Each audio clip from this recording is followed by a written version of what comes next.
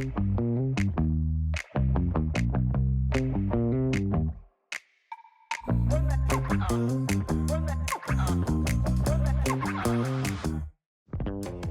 I'm Diane Ulman. I'm the founder and principal lawyer at Dwell Law. Our main focus in law is residential real estate, and we also do wills and powers of attorney. And today we're talking to Angie Pettyjohn. She's a mortgage broker that has been in the industry for over 16 years.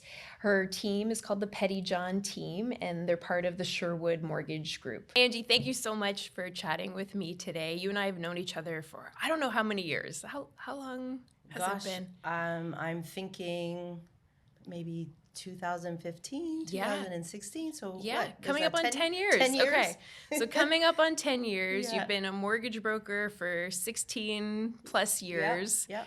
And you're currently with the Pettyjohn team. That's right. Yeah, and which is part of the Sherwood Mortgage Group. That's right? it. Yeah. Yeah. Okay. Bang on. Yeah. So tell me a little bit, what got you into the industry? Well, funny enough, I kind of stumbled into it because my background is I went to U of T for physical and health education. So my background, I should be running in a gym right now, Okay. right? When the kids were little, I was struggling with a full-time job, basically. You know, the whole thing, babysitting, when to pick up, when to drop off, all of that stuff became such a hassle.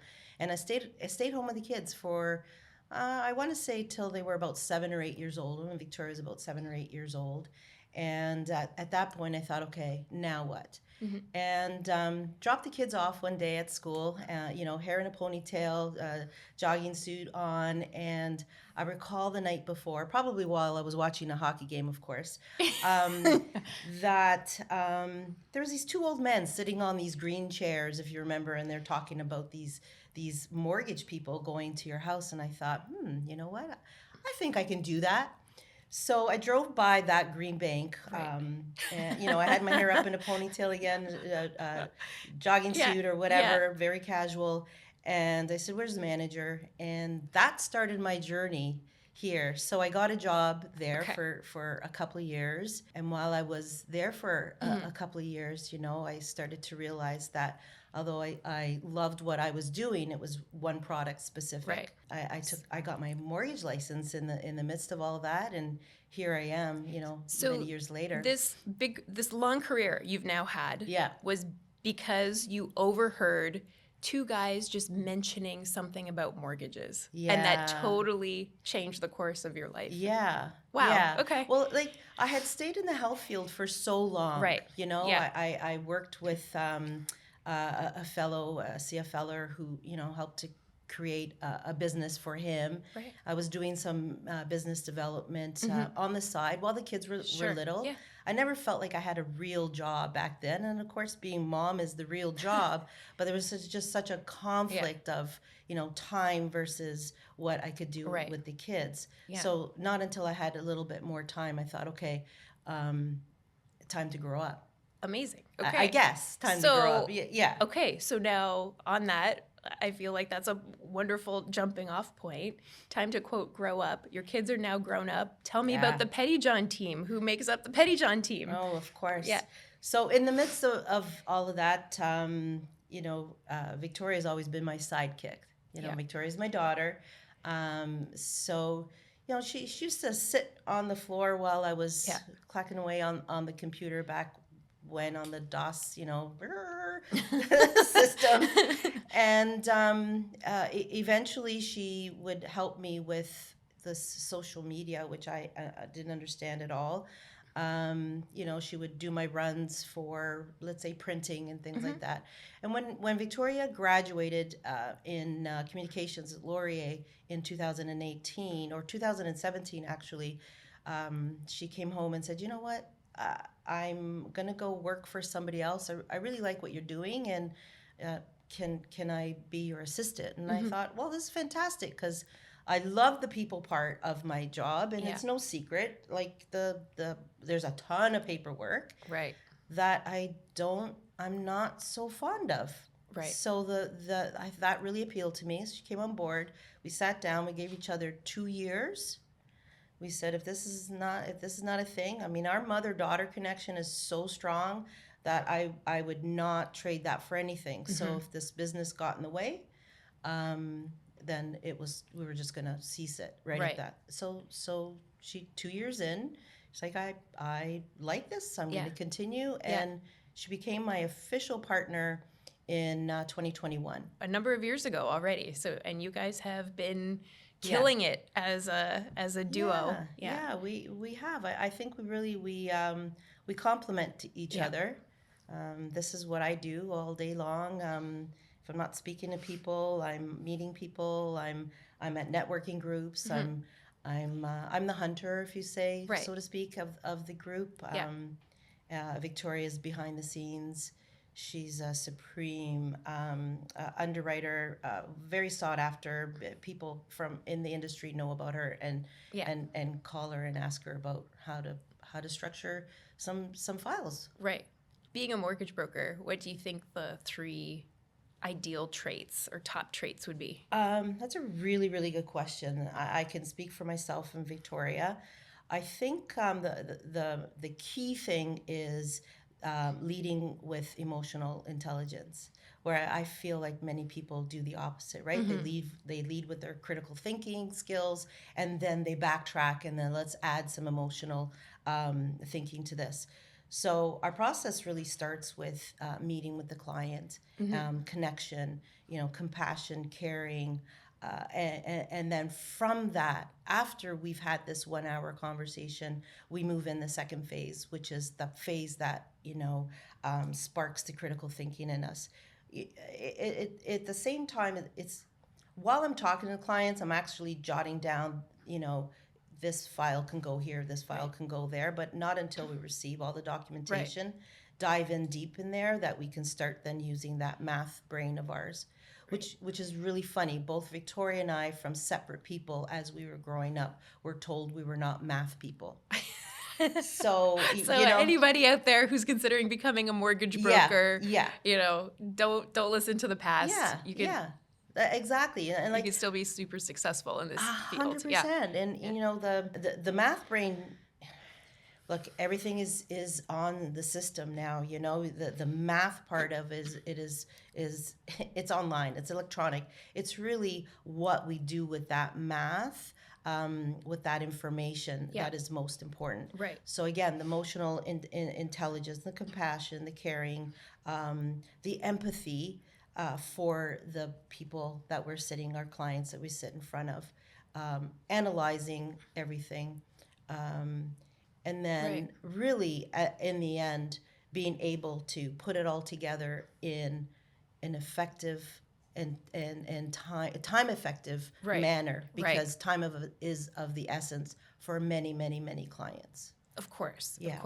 Kind of to expand on what a mortgage broker does versus, say, one of these like online like mortgage like systems where people can just go online, put in how much they make, all that stuff, and it's very people disconnected. Yeah. It sounds to me like, and please elaborate, it sounds to me like the benefit of working with a mortgage broker is that there are these like soft skills that you're able to place a potential client with the right bank, with the right lender, that sometimes these automated systems can't quite make the connection. Yeah, correct. Spewing out a pre-approval, and it's actually, this is a really good point. So it's not even a pre-approval at that point. It's a rate hold. It's a pre-qual where they're saying, tell me what you make, and there's no verification behind it. So break this down for me, Angie. Yeah. I've met with my real estate agent. We're going out to look at homes. We haven't put in an offer yet. I come to you, or I go online and I put in how much I make, how much debt I'm holding, what my monthly payments are. It spits out this number where it says you can get a mortgage for X amount. Right. What does this mean? What did that just give me? Yeah. That just gave you a pre-qualification.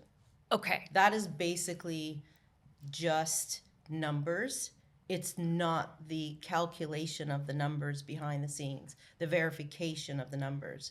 So when we review the file or the client and we do that whole Yeah. discussion, we're doing a deep dive right from the onset, knowing all your numbers, Okay. not just your income. We also require to pull your credit bureau. If you're not serious enough for us to pull your credit bureau, you're not serious enough for a pre-approval. You're wasting your time, you're wasting the real estate agent's time, everybody's time, the buyer, the seller, everybody. And their own time. Their the own purchaser's time. own time. They're going to be disappointed in the end. Right. So the pre-approval process entails a deep dive into documents. There's no way around it. Right. There is no way around it. Okay. So that was a pre-qualification because Yeah. I feel like homeowners or potential homeowners get very confused with the terminology. And I do as well because like you think you get this pre-qualification, you think you're Yes. pre-approved. That is not the same. No. Okay. No. Yeah. And the pre-approval is based on just the borrower at the time. Right. Right. That little snapshot in time. Snapshot in time, the borrower does not include now the property. Okay. So this is a key thing because we often say, please don't go in firm because the bank now has to assess the property that you're purchasing. And it could be on an online automatic evaluation that they do behind the scenes, or they may request an appraisal. And oftentimes, properties over $1 million, they will request an appraisal. Okay. Okay. All right. Or if you're putting more than 20% down, Yeah. they will request an appraisal. So now I've gone in as the purchaser. I've put in an offer for a home. Call it $1 million for easy numbers. I did that online calculation. It says I'm going to qualify for an $800,000 mortgage. I'm like, this is great. I'm buying my $1 million house. I know I'm putting 20% down. Sounds great. But then I come to you and I say, Angie, I've put in this offer. Yeah.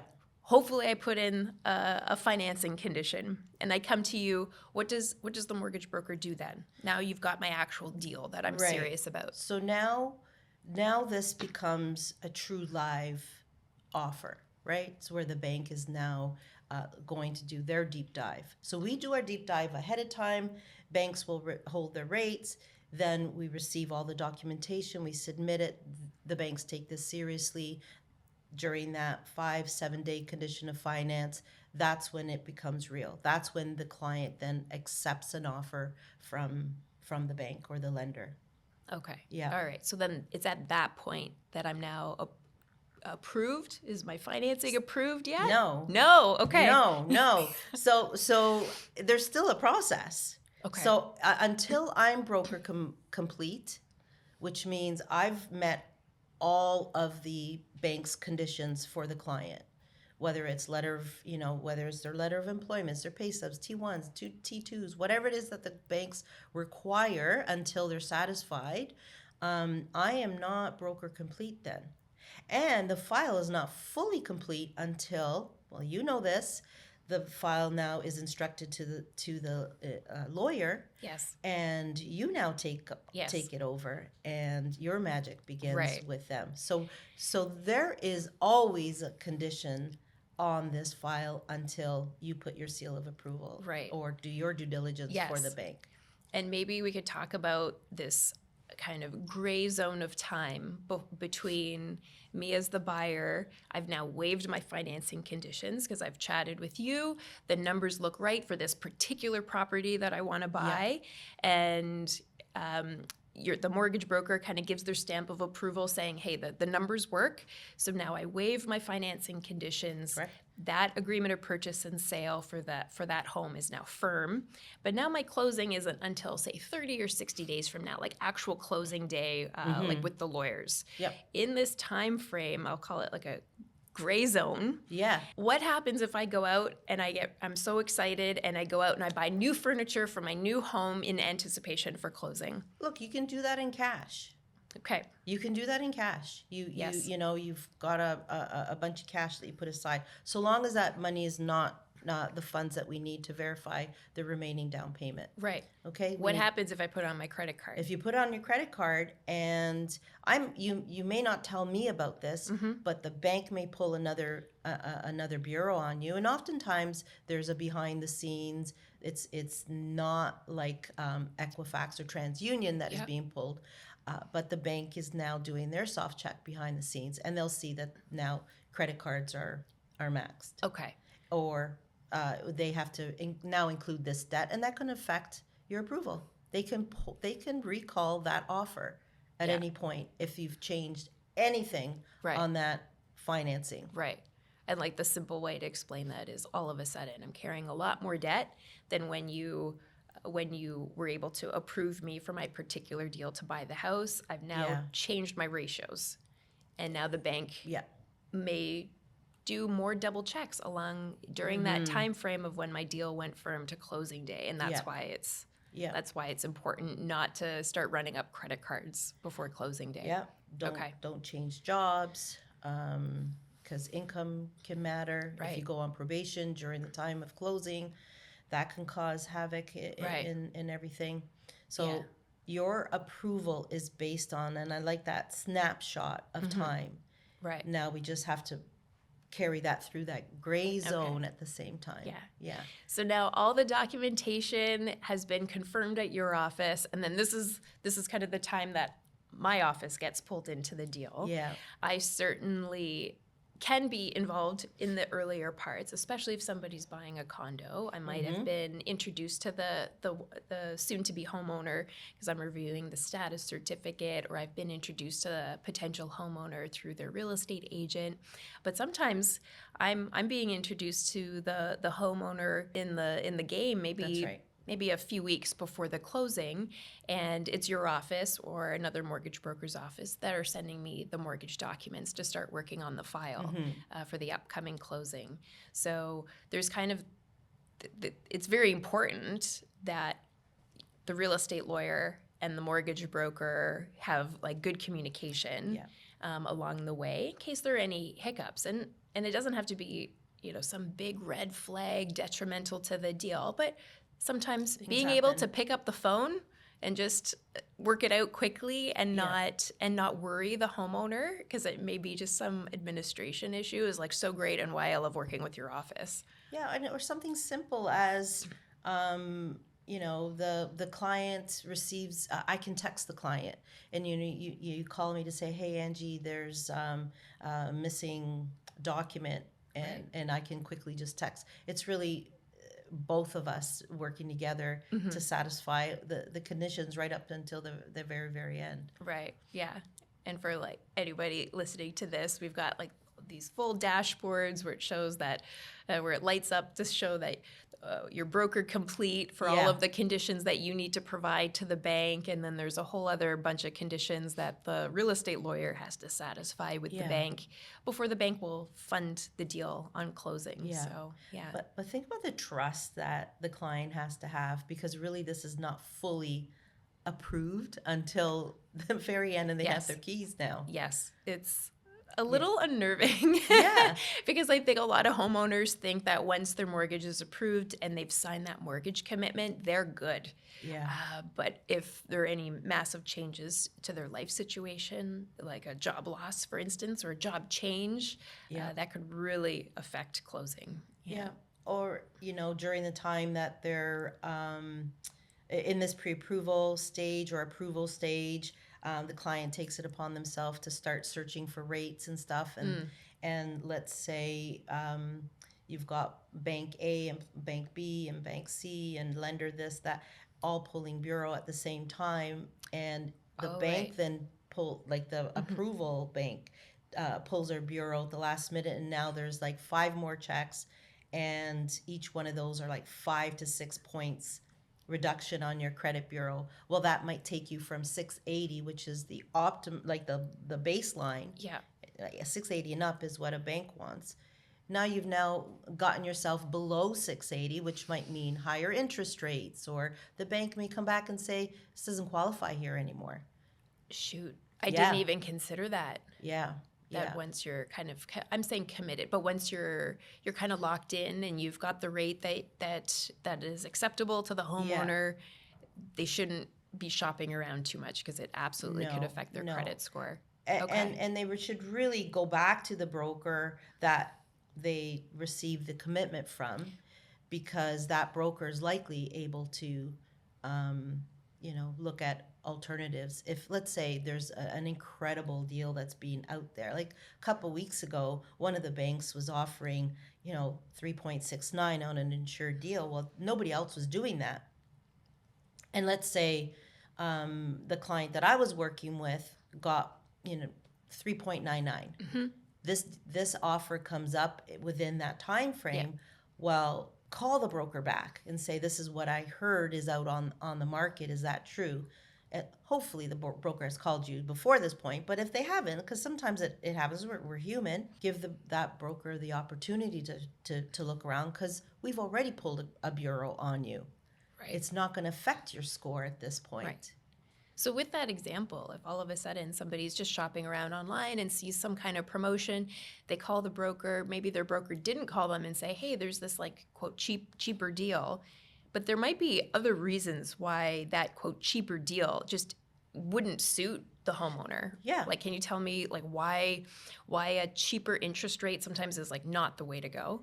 Yeah, I remember a few years back this actually happened, and there was a bank offering a very, very low interest rate, and brokers were talking about clients just fleeing to this bank. It was crazy, and it wasn't until we received the documents from one of our clients that we saw that there was a clause in there that the client had to be a bona fide sale in order for them to break out of this mortgage. Now you'd say, well, most people do. Why would they want to break out of the mortgage? They'll just stay in that mortgage for the 5 years. There's lots of reasons why people break out of a mortgage, whether they're moving, there's divorcing, there's unfortunately there's life happens. Someone may pass away, someone may have a baby, there's lots consolidating of debt. Mm-hmm. There's so many reasons. And in fact, the banks do know that every 2 to 2.5 years people are refinancing their mortgages. So, you have to think, if a bank is offering you such a low rate, what is the hook here, first and foremost? Right. Let me talk to someone who's unbiased about this, so that I can get all the information. Right? If I can offer that rate, I'm going to offer that rate. I just had a call yesterday from someone who did some Googling themselves. This is a really good example. And they're like, this is what this bank told me. It was a monoline, and it was for one of their products that had the bona fide sale. Right. And I said, I would never, ever put a client in that product, ever. So if you're interested in that, it's not going to be through us. And these are the reasons. And she said, well, we're not planning on moving in 5 years. No, you're not. But things happen. Right. And I know, with this knowledge that I know that every 2 to 2.5 years that people do refinance, I just couldn't do that to anybody. Wow. Okay. So we got close to the interest rate that the client was told, but with a type of mortgage where there will be fees to break out, but they're not stuck to this mortgage. Wow. Okay. I mean, the earlier example where it was this amazing rate, but the only way to get out of it was based on a sale. Yeah. Is pretty wild, because on my side of the deal as a real estate lawyer, just like you said, there's so many reasons. There could be a separation involved, and one spouse is buying out the other spouse, and as part of that, a refinance generally happens to buy out the spouse that's leaving the home. That's right. And that wouldn't be possible. That those spouses would be stuck together longer than they wanted to be financially. Yeah. That's really tricky. A bona fide sale and a 3% or so fee to break out of your principal, your original principal. Wow. So not even what's left on your mortgage. It's whatever your original mortgage was when you first signed up. That's wild. So yeah. Key takeaways. I'll try and repeat it and correct me and elaborate if I missed something. But it sounds like, sure, I get it. It's a big purchase. Everybody's going to be shopping around for rates. If you think you see a rate that's a much better deal, go back to your mortgage broker and talk to them about it and see if either they can negotiate the current bank to match it, Exactly. or there's a reason that really inexpensive, that low rate, it just isn't suitable and doesn't work for your scenario. Okay. Exactly. Yeah. Yeah. So we're now in fall 2025. What are you seeing in the market now when it comes to appraisals and deals that maybe you didn't see in the past few years? Right. What I'm finding right now is appraisals are coming in a little lower or at purchase price, which is good, and that's the main reason why a buyer needs to be really careful on going in firm, no conditions of financing when they put an offer in on a property, because we don't know that part of the equation when they have a pre-approval. So let the bank do their due diligence and ensure that the value that they're purchasing the property is actually the value of the property. I often hear you say that you work for clients and you don't work for the banks. Can you elaborate on that and like who the banks are that you work with and how all that works? So I have a duty to work for both the bank and the client at the same time and not one over the other, right? So, but what I mean by that is I'm not obligated to go with one bank over another. We have over 50 to 60 lenders that we have access to at any given time. Now, I'm not looking at every 50 every single time. When I'm doing my process, when I have my discovery call, I can quickly eliminate we're going with an A lender. And within the A lender realm, I think this is what you're asking me, is there are banks, the ones that we know, the traditional top 5, bricks and mortar, and then we have monolines. And mono means just one, so one line, and that is the mortgage. They just offer mortgages for clients. There are A lenders also. Okay. And then we also have access if it doesn't work on the A side. You hear brokers talking about, it's we can see if we can find on the B side. Right.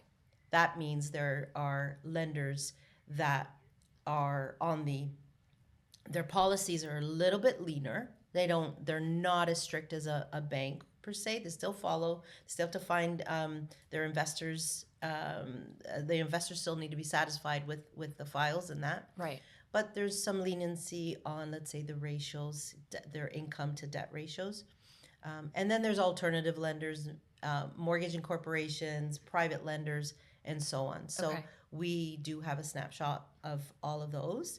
And I'm wondering for you, Diane, as the lawyer, when you receive these documents from a broker, is there a different process that you have to go through when you see a bank deal versus, let's say, a private lender deal? Yes. So there's definitely a big range. So when we're talking about the A lenders, so the big banks, the ones that you can, go through a drive-through and they've got their ATM machines and everybody knows them, they've got the commercials. I would say generally those are the most straightforward when it comes to the documents that come to our office. And to me, they probably cherry pick the prime clients that are this perfect cookie cutter client that they're looking for. So their documents, therefore, to us are pretty straightforward. Maybe the B lenders, elaborate on this also. If you're going with a B lender, it doesn't mean that there's bad credit involved. It could be somebody who's self-employed and isn't this perfect cookie cutter with the big banks. So I find those documents are a little bit more intense in doing additional searches to double check things. They might ask for extra statutory declarations, which is basically the client declaring under and it's commissioned by the lawyer, just stating that they do not own any additional properties. They're just extra statements involved. So there's just extra boxes we need to check as part of the approval process through our office. Right. And then lastly, if a client is going with a private lender, those are very customized. So there could be completely different requirements involved, and it really is whatever the private lender's lawyer is requesting is pretty much what we have to satisfy. It's, whoever has the money gets to make the rules is pretty much what it is. Pretty much. Yeah. So Angie, you work with every type of client. Everyone from first-time homebuyers to private lenders to folks refinancing. Which ones do you find are the most complicated to structure?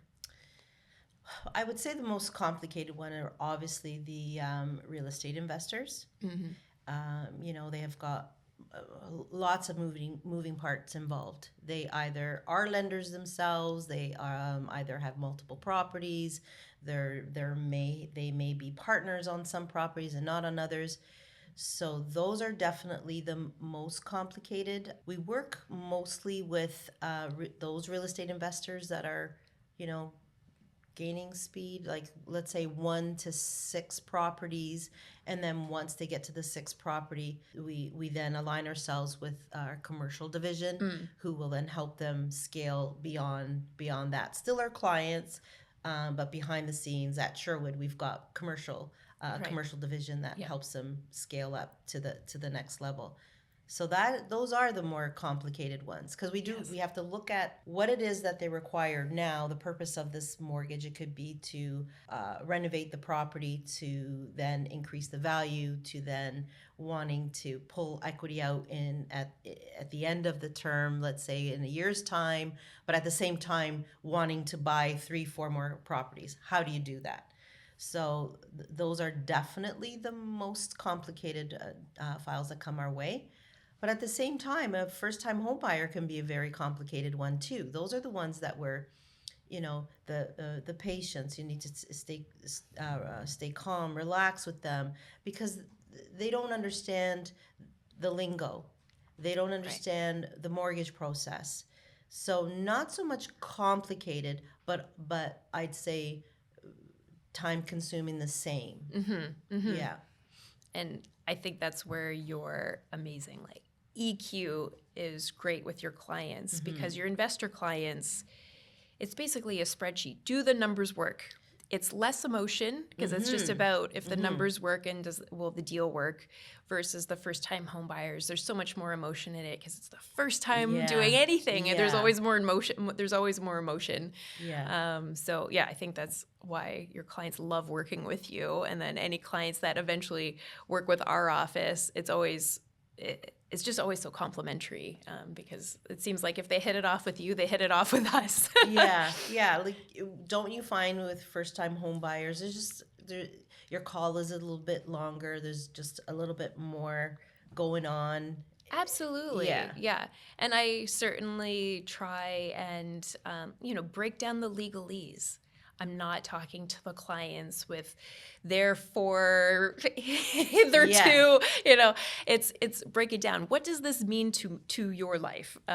What does it mean if I start missing payments on a mortgage? What happens? What does it mean that you're making these declarations? Like, what is a statutory declaration? It's basically just a promise under oath, or you're declaring it. So really trying to break it down for whoever I'm talking to, so it's easy to understand. Yeah, and I would say for you, Diane, what I really appreciate when you're working with our clients, and I'm sure you're doing this with other clients as well, is you kind of gauge, how much time each need and how much you need to go into the file with them or the mortgage. I don't like calling mortgages or people deals, by the way. So a file or mortgage is what our office uses most often. But when reviewing your, going into a real estate investor deal, they just want high level. It's like, just get this through right away. Correct? I mean, there's like the baseline at both of our offices, I'm sure, where you're talking about like certain disclosures and all of that. You're doing that with every client, regardless of who it is. But then it is tailoring it to what else is important to this client. For a first-time home buyer that's moving into a condo, they don't know that they need to reach out to property management as soon as they move in to start setting up their monthly condo fee payments. They don't necessarily know that the booking the elevator can only be Monday to Friday between these hours. Right. Like these are things that I definitely tailor to whoever I'm talking to versus an investor where this is like the 10th condo they've purchased. They know the drill. Yeah, exactly. Angie, how do you stay on top of changes in industry rules, interest rates, lender programs, financing conditions, FinTrack? How do you keep Yes. on top of all of it? Yeah, it's that's an excellent question. I feel that it's every single day. And it feels like it's been every single day since COVID. So it's been the last 5 years where we're constantly being bombarded with new activities. Whether it is following the bond market daily, we can't let 2 or 3 days go by because then our clients are going to then not reap the benefits if the rates. If I catch that the bond yields are starting to go down, that's the time I'm going to ask for a lower rate, for example. Following what the Bank of Canada is doing on an ongoing basis. I follow a couple of top economists right now. It's just every single day, the first thing I do in the morning is open up Globe and Mail. I'm following the RBC's economists and the Bank of Canada. I go on to Market Watch and see what the bond yields are doing, following what's happening south of us right now.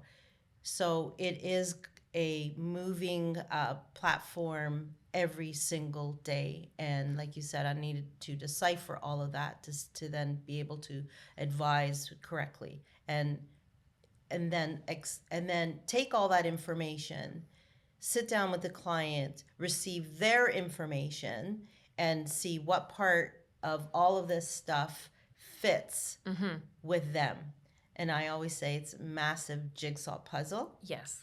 Until we're able to put it all together. Wow. Makes sense? Yes, as a non-mortgage broker, it makes sense, because then when it comes to our office, I find that our role is not as much putting those puzzle pieces together. By the time it gets to our office, those puzzle pieces have been laid out, which is amazing. Our role seems to be three things. It's confirming the people involved, it's confirming the property, and then it's also confirming the money, like double checking everything, that everything is accurate and that it is the documents say what they're supposed to say. So it's more about, on our end, it's more about confirmation. So I think that's why our two offices, or just a mortgage broker, real estate lawyer relationship, is really interconnected the whole way. Because we do have very distinct roles, but you can't do one without the other at all. I agree with that. Yeah. So, Angie, everybody talks about like variable rates, fixed rates, bond market, how they interact with each other, the Bank of Canada announcements. Can you break that down for us? Like what influences what? Yeah. So we know that there are fixed rate mortgages with terms, and then there are variable rate mortgages with terms. What many confuse is when the Bank of Canada makes their announcements, because that's what's in the news, right? Every 6 weeks we get this announcement, and then everyone's talking about rates went down or rates went up. That Bank of Canada announcement and that rate is the overnight rate, or otherwise known as the target rate. It is not the rate that we use for variable. Okay, that's the Bank of Canada overnight rate. What that does, though, it triggers the banks to lower, increase, or determine what they want to do with the prime rate. Okay. So with a variable rate mortgage, I like to say it's an equation. There's a prime rate, and then there's a plus or minus discount that the banks are willing to provide you. The constant in that equation is the discount that you receive right off the bat, okay? What's variable is that prime rate which correlates to sometimes, not always, to the Bank of Canada's announcements. So, Bank of Canada makes an announcement. It just made that announcement September 17th. Everyone's excited. Quarter point reduction in prime is what the banks did the very next day. Your variable rate mortgage, your line of credits, your student loans, some credit cards are attached to prime. And so we're going to enjoy that quarter point discount on all of those facilities. So that's variable. Then there's a fixed rate mortgage, which comes with terms as well. And by the way, the variable usually comes with only 2 terms. It's like could be a 3-year term or a 5-year term. Okay. Okay. With the fixed, you have option from 1 to 10 years. I have rarely done anything above 5-year terms. The most popular used to be a 5-year term. But let's take it a step back with what is a fixed rate and how do we determine that rate, or how do banks determine the rates? So this is where the 5-year bond yields come into play. So whatever's going on in the market, tariffs on, tariffs off, you'll see the bond yields go up, go down, go up, go down. Banks then take a look at their fixed rates and determine plus or minus based on how that yield has gone up and down.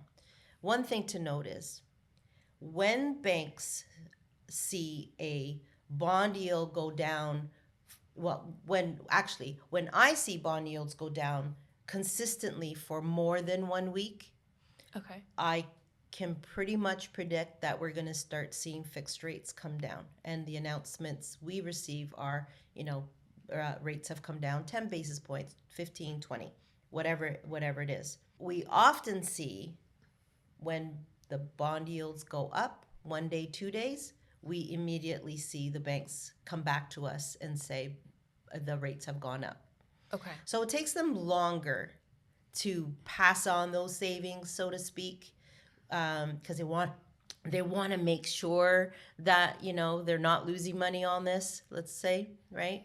But then when the bond yields do creep up 1 or 2 days, they're immediately on it, and unfortunately the clients see higher rates. Okay.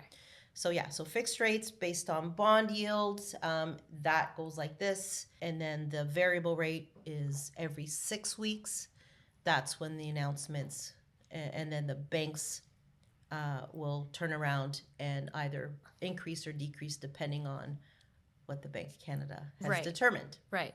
And the Bank of Canada prime rate that we see announced in the news every 6 weeks. The Bank of Canada target rate. Target rate. Thank you. Target rate. Or overnight. That is the rate that banks can borrow at. Correct. Right? Yeah. So the Bank of Canada target rate, whatever that announcement is, it does not mean that when I walk into a Big 5 bank that their prime rate is going to be the same as the Bank of Canada target rate. They are different things. That is correct. Okay. That is correct. So the Bank of Canada target rate is 2.5.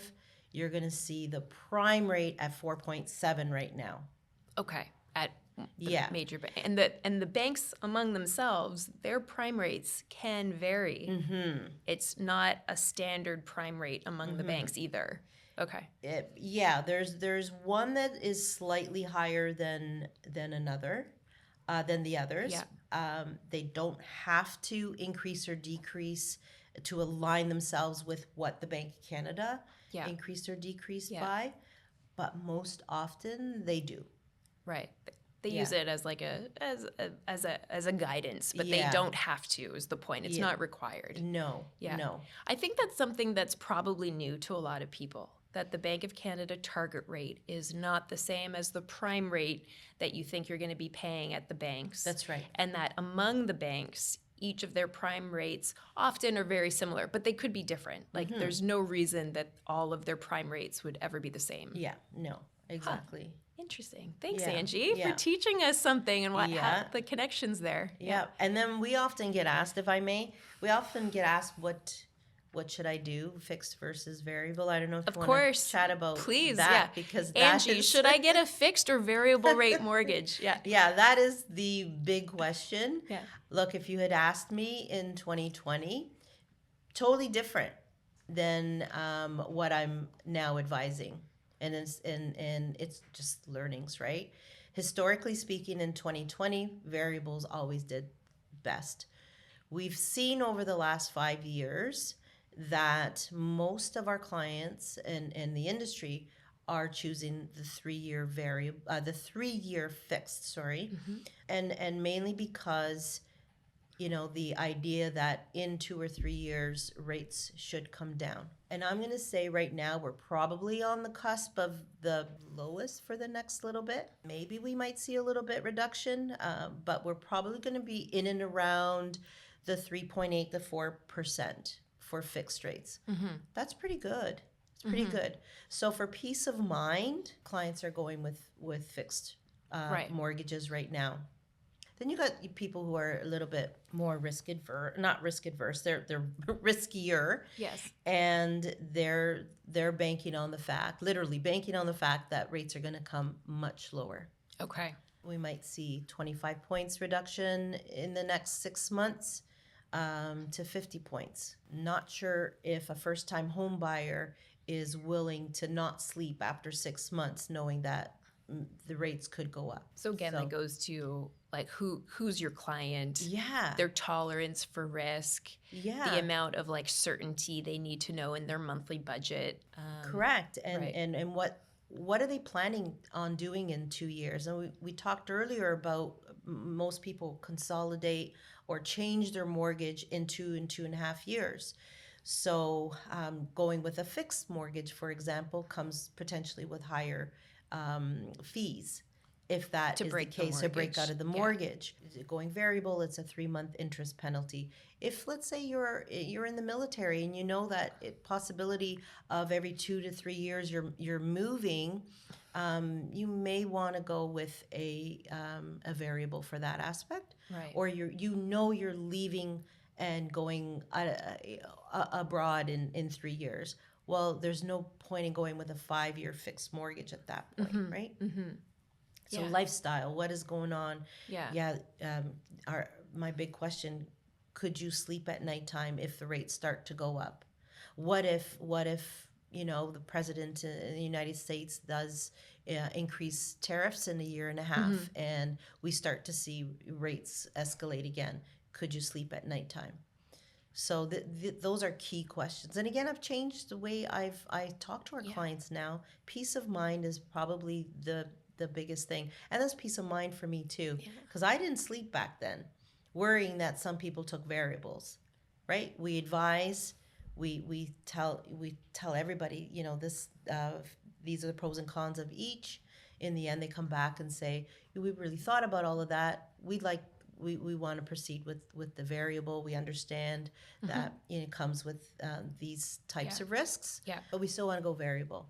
I guess that's the difference between understanding what you're getting into with the variable rate mortgage and then feeling it when the interest rates do something that wasn't easily predictable 2 years ago. Like, there weren't very many in the industry, like the real estate industry as a whole, that were saying, hey, interest rates are going to absolutely shoot up the way they did. And the indicators in the market were that we're going to see low interest rates for the next 3 years. We heard this coming from Bank of Canada. So what we advise is based on everything that we gather. And sure enough, 6 months later, we're seeing the total opposite. Right. But that was a black swan event. Who on earth would have predicted anything like that? Yeah. And I think now mortgage brokers, and myself included, we're much smarter and more careful and cautious. And peace of mind is probably the priority with every single one of our Right. clients. So it's always about like knowing your client and what their tolerances are. And is this their first home or their second home, or are they an investor and they want to go with variable because they need the flexibility to get in and out of mortgages and kind of not regardless of the rates, but there are reasons to, again, to go with possibly a higher rate, but it's variable because there's more flexibility in it. So again, all like knowing the client. One other thing to elaborate on with variable rate mortgages, some banks, when the interest rates went up, people's monthly payments went up, and other banks, their rates at their monthly payments stayed the same. But like, how does that work? Well, that's an excellent question. There are some banks that there's the static payment model, and then the other one is where they increase. It's really knowing the product ahead of time, and normally when the rate goes up, it has not reached that target rate where all of a sudden the bank has to come back and say, you're just paying interest. That trigger rate. Right. And you're just paying interest now, and we need more money from you. And that happened maybe, once the Bank of Canada increased their interest rate by 5 or 6 times. Okay. And then the client reached the trigger rate. Yeah. Then there are other banks that just offer the as the rate goes up, your payment goes up. Personally, I like that model more, but that is only because we went through the last 5 years and saw what happened to the clients who did reach that trigger rate. And then now the amortization may be 40 or 50 years. Or indefinite. And they have to figure out, how to come back. And they have been coming back, actually. Yeah.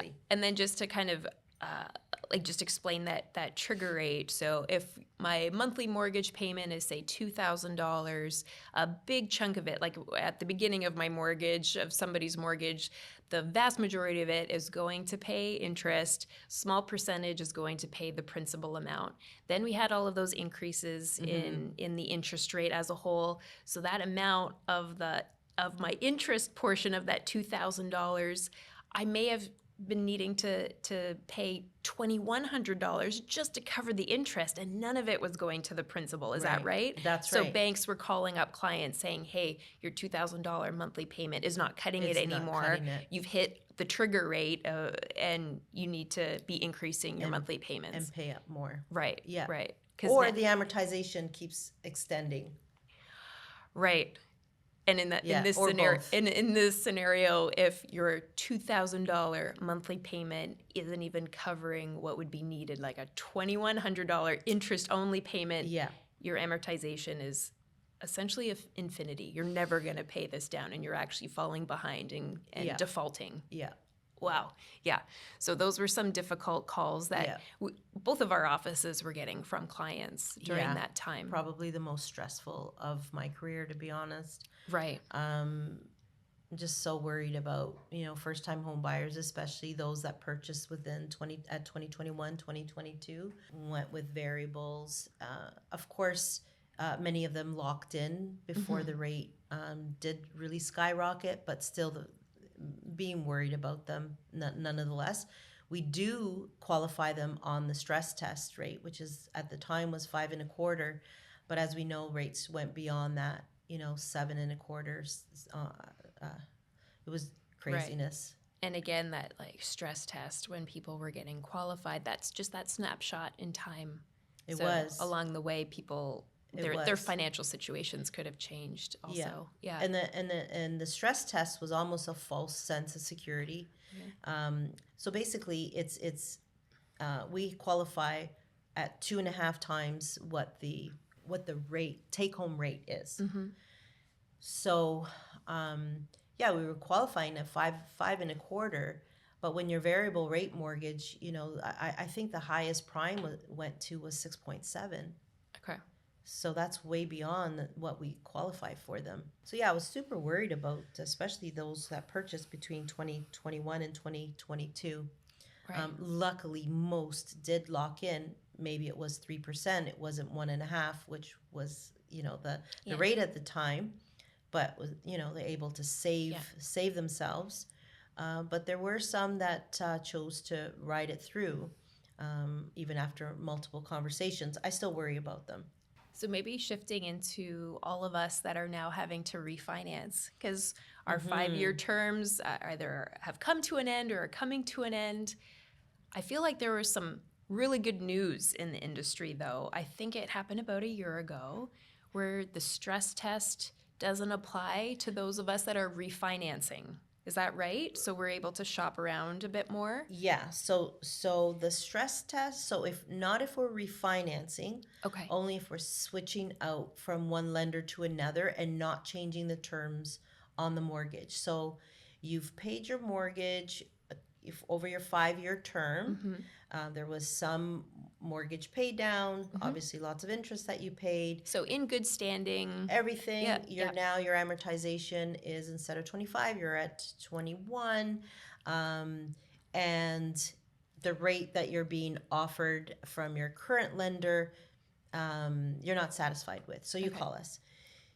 Well, we can take that mortgage without qualifying them and bringing them and switch it to another lender. So it's very good news. And this is the part that I don't think a lot of people understand is in that scenario, am I switching to the new bank with an amortization now of 21 years, or do I reset it to 25 years? It's a straight switch, which means everything remains identical. You change anything of the term, now it's a refinance, and that you will have to qualify With the stress test. with the stress test. Interesting. Okay. I feel like that I think there's a lot of confusion then with folks that I'm talking to about that.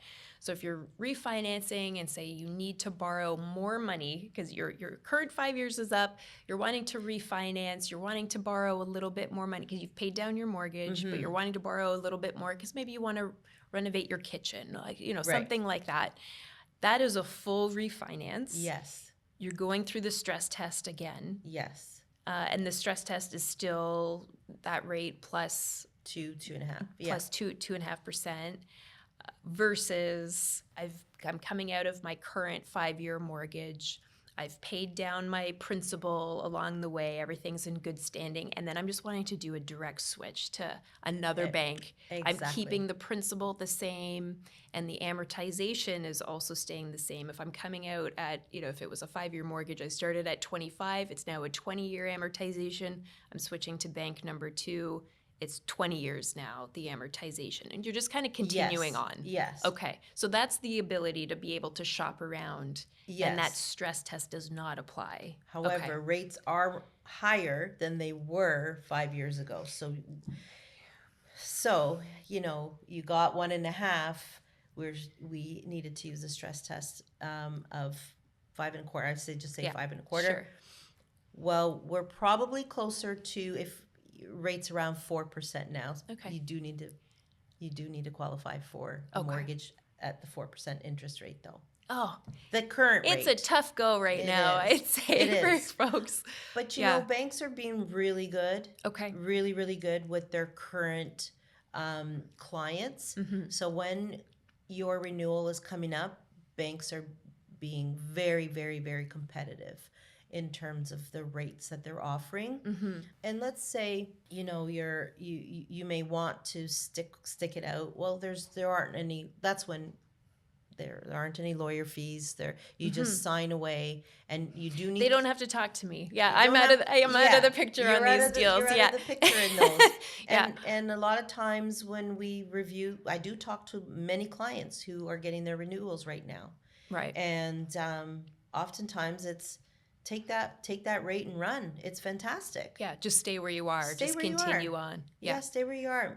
I might advise on, maybe go out with a 3-year term right now. And mostly that happened about 6-8 months ago. A lot of people now are back to looking at the 5-year terms. Okay. We've, again, going with the president of the United States, his term is up in 3.5 years. So what's going to happen there? Maybe I'll just stick it out for 5 years because I don't know what's going to happen in 3.5. So interesting. It's so interesting how other politics are influencing how a homeowner is renewing or switching, or it's Yeah. just, it's really, yeah, it's interesting times right now for sure. Sure is. Yeah. Sure is. Yeah. So Angie, those first-time home buyers, that a lot of them have been sitting on the sidelines because the purchase prices have been crazy. Yeah. They're looking to enter the market. What's out there for them? Like, how do they get into the market right now? Yeah. So really good news. So those that have been able to put some funds aside are able to purchase properties over that $1 million mark, and not have to put 20% down, which is excellent. And also we can extend their amortization to 30 years. And what that allows is the monthly affordability, right? So up until recent, we were qualifying the clients up to 25-year amortization. We can extend it by 5 years now, which is really good news. I have seen an influx of first-time home buyers in the last 4 to 5 months, finally able to put offers in. And of course, there's less buyers out there, but if you are pre-approved and ready to go, this is the time to put the offer in. Okay. Yeah. And some other benefits that first-time home buyers have, they can use up to $65,000 of their RSPs, and of course they've got 15 years to pay that back. The first-time savings account, it's split between an RSP and a TFSA kind of product, which they do have the government helping them out with that. Right. So there are some benefits, and of course the rebate of up to $4,000 for your land transfer tax is still available. And that land transfer tax rebate, that actually happens through your lawyer's office, where we've got the land transfer tax, which is just straight up based on your purchase price. And secondly, whether you're buying in Toronto or you're not buying in Toronto. So like the land transfer tax is essentially double if you're buying in Toronto, and that gets very expensive for any buyer, but especially a first-time home buyer. And we are able to make certain statements. So if the land transfer tax was $15,000, they're able to pay $11,000 through our office as part of the closing. Yeah. Diane, can you explain what is a first-time home buyer as it relates to how the government sees them? Because you have to talk to the clients. Absolutely. At the end, to ensure you can ask for the rebate. Yes. And there are 2 government products out there that have such similar names and provide so much confusion. So the land transfer tax rebate for first-time homebuyers is a one and done. It does not reset. It is a one and done. There are a number of qualifications. So if you've ever been on title of a property anywhere in the world, you don't qualify. You are not a first-time homebuyer. So I think that's something that there's a lot of confusion. Is there a period of time? No, 0. Ever. Ever. Yeah. Ever. So how I see that play out is, yeah, I'm on, I was on the title of my parents' property in another country. You're excluded. You do not get that $4,000 rebate here in Ontario. So it's not just Ontario if you're on property. It's not just Canada. It is global. And then secondly, are you married? If you're married and if I'm like the first-time home buyer, but I'm married and my spouse has or does own a property and they got the benefit of that first-time home buyer $4,000 rebate, I don't get it because it's assumed that I've been able to obtain the benefit because of my spouse's situation. There's one caveat where if my spouse has sold that house that they got that rebate on before we were married, now we're married, we're buying our new house together, it's presumed that I have 50% interest in it, so I could get $2,000 rebate. So there's a little bit of figuring out what the scenario is, but just in general, if you've ever been on the title of a property, and I see that with some folks where their parents put them on title for estate planning reasons, they're now disqualified. Yeah. Yeah. Yeah. Yeah. And that's only for the $4,000 though. That's right. That's right. There's another government program where the name, we'll have to add it to the video into the name, but it is so similar. It's like the first time home buyers tax rebate. It's not a refund. There's the land transfer tax refund, and then there's this rebate that you fill out on your like CRA annual tax return.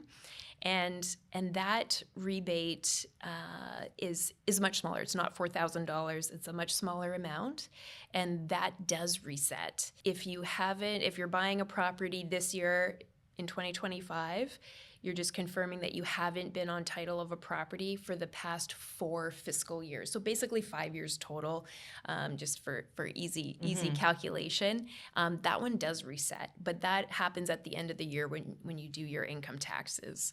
So there's a bit of confusion there on those two programs. And so for first-time home buyers, it's super important to understand these products, and Right. whether they talk to you on the onset before they go. Is that all open for clients to do? Absolutely. Yeah. So it's so often that I have like a 15-minute consultation with potential new clients who are wanting to get into the market as first-time buyers, or this is a move for them, and we just talk about the different scenarios. And certainly, like, one of the main questions is, are you a first-time home buyer? And then I can explain that to them, like how much they're looking at.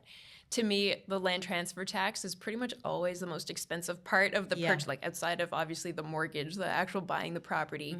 But when you're talking about closing costs, land transfer tax is like the second biggest expense. Yeah. Angie, thank you so much for joining me today. I always learn so much from you, and it's always a pleasure working with your office. And if anybody would like to see more videos on our channel, you can absolutely find us on YouTube, Instagram, Facebook, all the places. Just follow us online, and we look forward to the next one. Thanks.